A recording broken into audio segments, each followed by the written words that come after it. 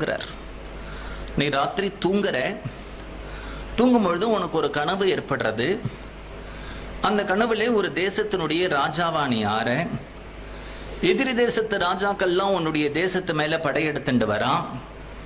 யுத்தத்துல அவர்கள் எல்லாம் நீ ஜெயிக்கிற. பல ஆண்டுகள் ஆட்சி பண்ற. நாட்டில் மழை இல்லை, அப்புறம் மழை பெய்யறது, கஜானா வளர்றது, கஜானா குறையிறது, அப்புறம் உனக்கு நாட்டு மக்கள்னால உனக்கு சில பிரச்சனைகள்லாம் ஏற்படுறது. இத்தனையும் நடந்த பிறகு அப்புறம் உனக்கு தோன்றது, நம்ம ராஜ்ய பரிபாலனம் பண்ணினது போரும், காட்டுல போய் தபஸ் பண்ணலாம்னு உன்னுடைய பையனை ராஜா வாக்கிட்டு நீ காட்டுக்கு போயிட்ட. இத்தனையும் எவ்வளவு நாடில் நடந்ததுன்னா ஒரு 5 நிமிஷம் ட்ரீம்ல அப்படிங்கிறார். 5 நிமிஷம் ட்ரீம்ல நீ ராஜாவா இருந்த, உனக்கு வயசாயிடுத்து, சத்ரு படையெடுத்துட்டு வந்தான், இவ்வளவு நடந்துடுத்து இல்லையா? இப்ப கேட்கிறார், நீ கனவுல கண்ட ராஜ்யம் உள்ள இருக்கா வெளியில இருக்கா? அது